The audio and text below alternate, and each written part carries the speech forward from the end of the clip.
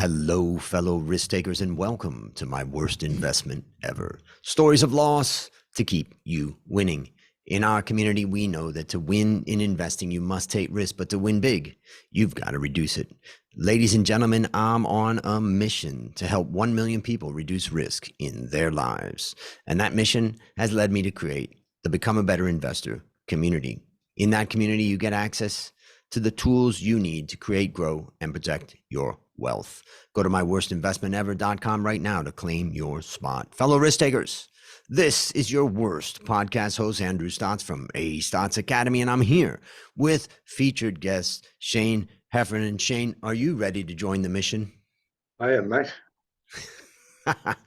I'm excited to have you on. And, the funny thing about this is that, we're actually not very far away from each other, but here we are on Zoom. So next time we're going to have a coffee. Yeah. So let me introduce you to the audience. Shayne Heffernan has a Ph.D. in economics and has done several IPOs that have surpassed a market cap of $1 billion. Shayne, take a minute and tell us a bit about the unique value you are bringing to this wonderful world. As you can tell, I'm not a young fella. So we've had a lot of experience with things that go bad.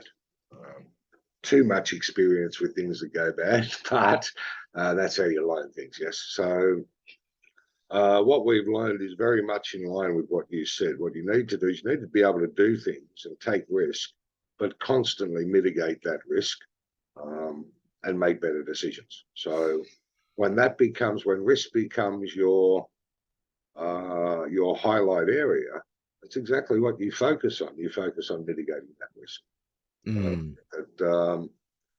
Mitigating risk is probably what we do. We love crypto, but we think it's far too risky. So we've got a bunch of other blockchain-based assets that are real entities, big entities, governments, those types of things. So somebody can still be in that business but not carry that much risk. As they do with the drawing of a monkey. What do you mean, the drawing of the monkey? Drawing of a monkey, a bored ape that'll sell for $500,000, or a picture of a puppy that represents a meme coin. We don't do any of those things. Our stuff is properly drawn up bonds from very large companies, debt from governments, debt from government, private joint ventures, things like that are they would be A-rated type things. Not as exciting as a meme coin, but the risk is gone. Your return is virtually guaranteed. The return is an exciting return, hundreds of % a year. It's not that. It's all very boring stuff in line with the debt markets, yes? Yeah, well, sometimes boring can be really great. Sometimes boring is best, yes. The exciting stuff, what makes it exciting is the possibility you might lose everything. That's what makes it exciting, yes. That's what people do when they gamble. It's exciting. You might lose everything. You might win a lot. And that's the foundation of this show. So, wow, let's now get into it. Now it's time to share your worst investment ever. And since My worst investment ever has all of the ingredients of everything you should avoid. A friend of mine, his name was Andrew Forrest, a friend for 20 years, came to me in Hong Kong in tears. He needed $6 million to save his business. He was being thrown out of his house within the next 48 hours. The bank was going to repossess his house. At the time, he'd just been ousted as the CEO of Anaconda, which we had done some work on. I lent him $6 million. Everything about it was wrong. I did not do any of the due diligence. I didn't take time to do the due diligence.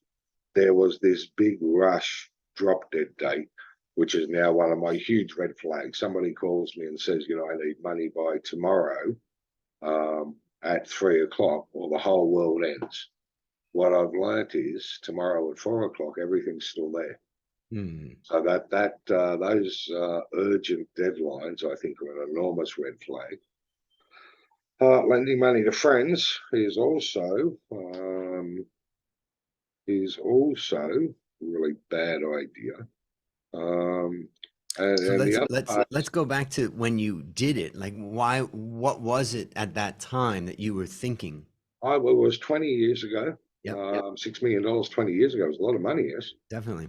Um, I was making a lot of money at the time, so it wasn't the end of the world.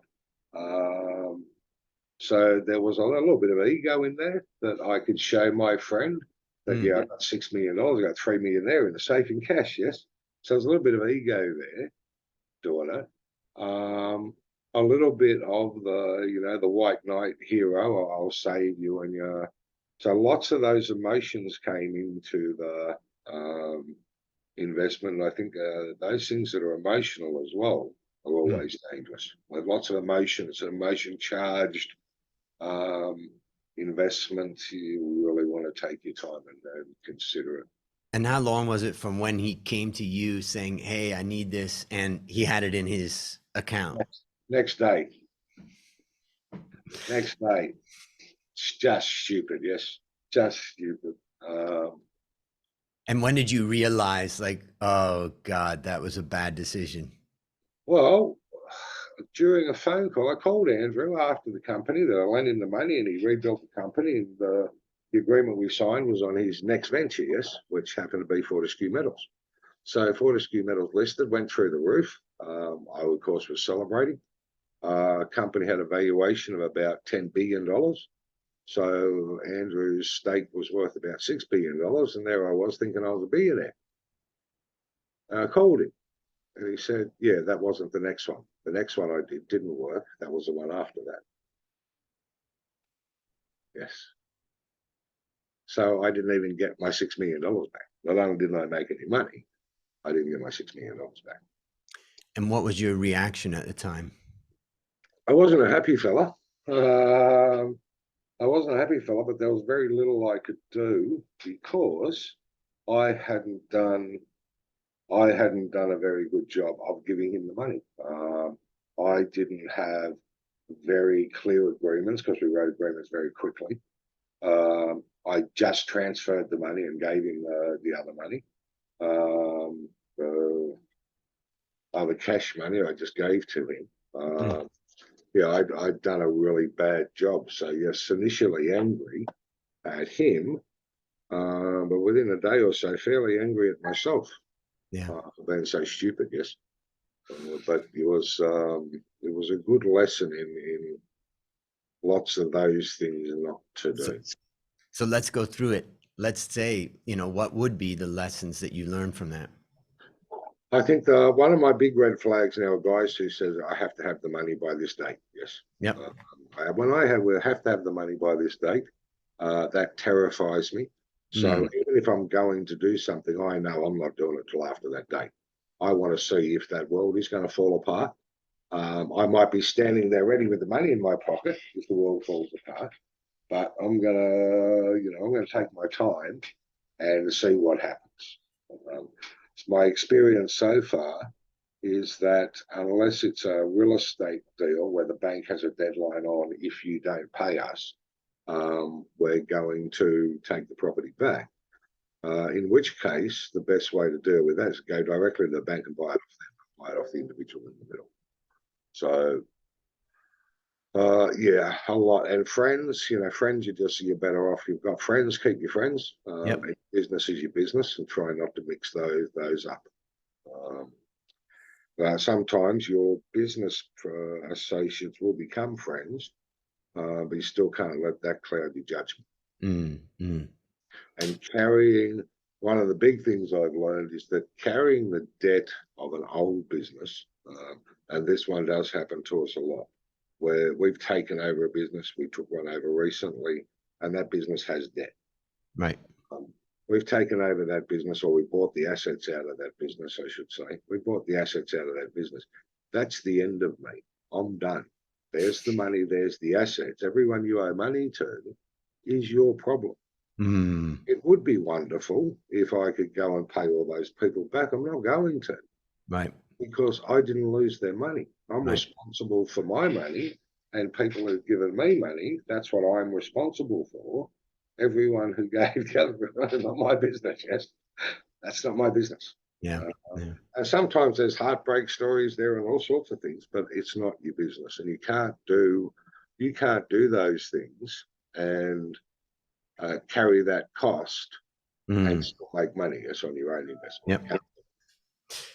So maybe I'll share a couple things I take away. I mean, my worst investment ever was somewhat similar, where a friend of mine had a good business. He had a good business idea. I think, it started off pretty good. And so I started kind of funding it, but it went off the rails a little bit. And I kind of thought like, yeah, maybe this is good.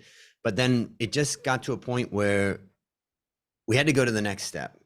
And it was going to take, I'd say, maybe $3 million in marketing, spend to bring it out to the world. And at that point, I had to ask myself, do I feel comfortable going out to people I know and say, put money into this? And the answer to that was no. Yep.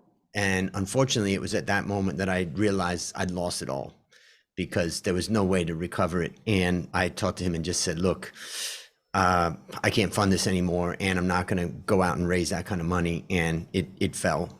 And it wasn't 6 million, but it was a pretty hefty number for me at the time. And I remember one of the things about it was that I was president of CFA Society here in Thailand at the time. And, there was a lot of shame in that Yeah. you know, I'm a smart guy and all of this, and I've got a brave face. But, when we have big losses, when we make big mistakes, it's shameful, it's embarrassing. And part of what we do on the show is bring it out and talk about it. So there's a couple of things I take away from your story. The first one is, don't be a hero. Yeah. You can't save the world. And that is probably the biggest takeaway. And it is such a seductive thing as you start to build up money. And we're not talking about $6 million. You could have a friend come to you and say, hey, I just need 10,000 Yep. to fix this situation. And, I'm going to be the hero and my ego feels good and all that. No. And one way that I like to look at that is I say that my obligation is ultimately to my family and to my business partners to protect our wealth for our stuff. It is literally an obligation. And Our corporate motto, Andrew, might sound a little bit rough, but this is what it is. If you're on the team, you're on the team. And if you're not on the team, you're the enemy. So that's our corporate motto, because we've got to look after, that's who we have to look after, yes. Everybody else is not our business. Yes. Yeah. We've got to do that. So yeah, that is our corporate motto. But those mistakes were made. Lots of the mistakes I made were ego-driven mistakes. I didn't come from a wealthy background, so when I was successful, there was a period there where I was king of the world. Yes, I thought I was. I was the Sun King, building Versailles. I was all of those stupid things. Made all of those mistakes. So, yep, your ego gets in the way a lot, especially if you've had some success. Yep. So let's now imagine a young person who is having some success, and someone's coming to him in this type of similar situation. And based upon what you learned from this story and what you've continued to learn, what one action would you recommend that they take to avoid suffering the same fate? Learn patience. Learn to be patient. Learn to be patient, and get over yourself in terms of your ego. So, yeah. And that's a very difficult thing to do. Yeah. Yep. Great advice. Do you have any resource that you'd recommend for the listeners? I read a book. Well, I've read a few books, but I read a book in particular. I reference the book all the time. When people ask me what should I read, it's a book by Edward de Bono, and it's called "I'm Right, You're Wrong." And what the book teaches you is that someone can come to you and make the most amazing argument for something, and you want to give him money. The problem is And one of the problems with our entire society is the people who make the best arguments end up in charge of everything else. But sometimes just because you make the best argument doesn't mean you're right. It just means you made the best argument. So you've got to be able to look beyond the argument, look beyond the powerful and emotional rhetoric, and get to the facts, and study the facts, and see what's right and what's wrong. So I think that's a very important book. Who is the author, you said? Edward de Bono. Okay, got it. Yeah. Lateral Thinking Man. Yeah. It's a very interesting book, and it's true. Yes, the best argument is from the person who presents the best argument. It's not always who's right, as we've seen with many politicians all over the world. Best argument is some of the best speakers and some of the people who can get a crowd riled up. It doesn't mean their idea is right. It doesn't mean they're the person for the job. It does not mean that. And it's a shame because we're seeing that move more and more into central banks. I don't know if you remember, but in the 80s, in the early 90s, I had no idea who the chairman of the Federal Reserve was. I had no idea what he looked like. He didn't give press conferences. And then we have Alan Greenspan started this rock star image of the chairman of the Federal Reserve. Before that, he was a fairly boring banker that you never heard from. So, and now you have all the board of governors talking, and you'll have a finance minister from India who will say, I'm going to ban Bitcoin. I'm going to do this, I'm going to do that. And the reality is, that's a great thing to say, but you can't do anything. You have to prepare legislation. That legislation has to be drafted. That legislation's got to go through a process. So even if you intended to do something, it's not happening for 5 years, 6 years, 10 years, yes. So we have a lot of that now. We're hearing more and more of these short sound bites, a product of the Twitter phenomenon, more and more small, powerful sound bites that convince people of things. Yeah. The small sound bite's not enough. It's not enough for me to. Twitter's that's the hotbed of equity and crypto information is Twitter. How the hell am I going to get a detailed investment analysis in 140 characters? I'm not. I have to go and read a lot of stuff, yes. I have to go and read hours and hours of things to have that opinion. How we form that opinion based on a tweet. All right, last question. What's your number one goal for the next 12 months? Over the next 12 months, I'm teaching my boys here how to run a trade desk. So they're part of our KXCO. I'm teaching our boys here to run a trade desk. I'm hopeful that the boys do learn how to do that because it's a wonderful way to make money that you can do from anywhere in the world and provides you unlimited freedom. And freedom to do the things you want to do, and being rich is not anything anybody actually wants to do. Nobody just wants to be rich. They want to do things, yes? So when you talk to people and say, I want to be rich. Well, what for? Why do you want to be rich? I want to live on the beach. Yes, I want to do this. Trading gives you the opportunity to go and do those things. Make enough money to enjoy yourself. Make enough money to enjoy yourself and do the things that you really want to do. Because your idea of I just want to be rich will never lead you anywhere good. Well, listeners, there you have it. Another story of loss to keep you winning. If you haven't yet joined the Become a Better Investor community, just go to myworstinvestmentever.com right now to claim your spot. As we conclude, Shayne, I want to thank you again for joining our mission. And on behalf of A. Stotz Academy, I hereby award you alumni status for turning your worst investment ever into your best teaching moment. Do you have any parting words for the audience? Oh, no, just be careful. Be careful. Great advice. And that's a wrap on another great story to help us create, grow, and protect our wealth. Fellow risk takers, Let's celebrate that today we added one more person to our mission to help 1 million people reduce risk in their lives. This is your worst podcast host, Andrew Stotz, saying, I'll see you on the upside.